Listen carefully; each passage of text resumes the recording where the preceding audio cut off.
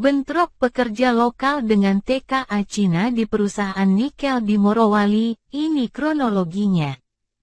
3 orang tewas dalam aksi bentrok pekerja lokal dan asing di perusahaan tambang nikel PT Gunbester Nickel Industron, GNI, di Morowali Utara di Sulawesi Tengah, Sulteng, Sabtu, tanggal 14 Januari tahun 2023.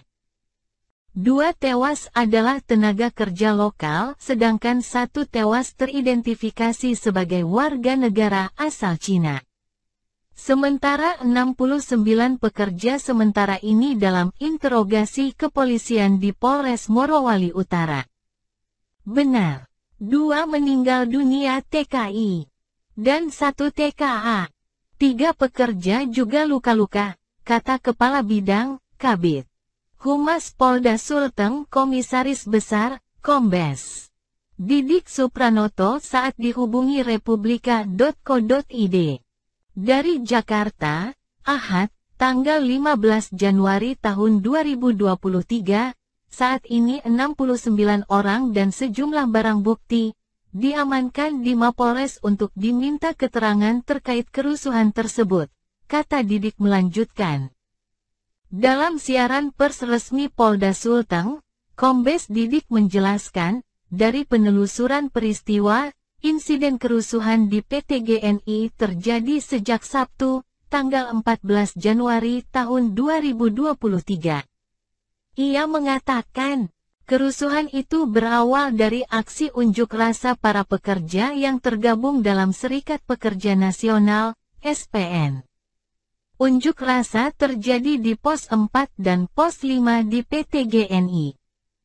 Unjuk rasa diikuti ratusan pekerja sejak pukul 6 pagi waktu setempat, menurut Kombes Didik, unjuk rasa karena sehari sebelumnya.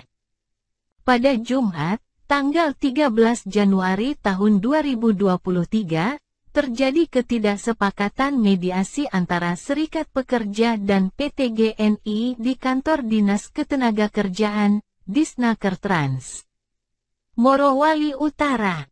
Ketidaksepakatan itu terkait 1 dari 8 tuntutan pekerja yang tidak bisa dipenuhi PT GNI, tutur Kombes Didik. 1 tuntutan yang tak bisa terpenuhi itu terkait desakan kepada PT GNI untuk mempekerjakan kembali anggota SPN yang dipecat lantaran mengikuti aksi mogok kerja sebelumnya. Mengenai itu, pihak perusahaan masih menunggu mediasi lanjutan pada tanggal 16 Januari nanti, ujar Didik. Sementara 7 tuntutan lainnya, kata Kombes Didik, sudah terjadi kesepakatan. Beberapa tuntutan yang sudah sepakat seperti kewajiban penerapan K3. Tuntutan terhadap perusahaan memberikan APD lengkap kepada pekerja sesuai bidang dan risiko pekerjaan. Tuntutan terkait peraturan internal perusahaan. Desakan menyetop pemotongan upah yang tak berdasarkan kejelasan. Selain itu juga mendesak perusahaan menyetop sistem kerja kontrak untuk jenis pekerjaan bersifat tetap. Kesepakatan juga terkait tuntutan kepada perusahaan agar memasang sirkulasi udara di setiap gudang dan smelter. Karena masih alot mediasi, para pekerja turun aksi di perusahaan. Aksi itu membuat kemacetan dan kepadatan kendaraan di jalan masuk di PT GNI. Aksi para pekerja tersebut juga disertai dengan mogok kerja. Aksi tersebut diikuti lebih dari 300 sampai 500-an orang pekerja, ujar Kombes Didik. Aksi turun ke jalan tersebut pun diwarnai dengan aksi pelemparan di areal masuk kerja di Pos 4. Menurut Kombes Didik, pelemparan dalam aksi itu dilakukan karena pihak sekuriti perusahaan melakukan penghalang-halangan masa pekerja masuk ke dalam. Sehingga memicu terjadinya aksi perlawanan dengan melempari sekuriti dan pengrusakan fasilitas-fasilitas perusahaan, ujarnya. Aksi sepanjang hari berlangsung sampai malam. Sekitar pukul 8 malam, massa pekerja berhasil menerobos pintu masuk pos 4 dan melakukan pembakaran sebuah mes karyawan.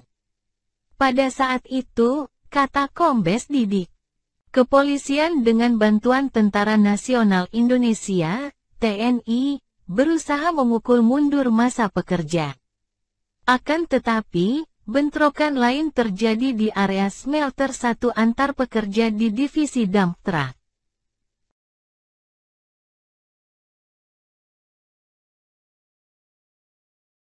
Penyebab bentrok tersebut karena adanya karyawan divisi dump truck PT GNI yang awalnya ingin bekerja tetapi kemudian berkumpul di parkiran dump truck untuk melakukan mogok kerja.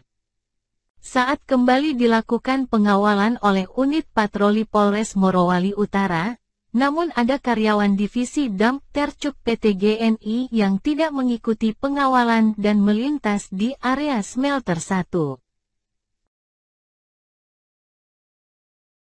Bentrok tersebut mengakibatkan 3 orang karyawan divisi dump truck mengalami luka di bagian badan, dan 3 unit kendaraan rusak, terang Kombes Didik.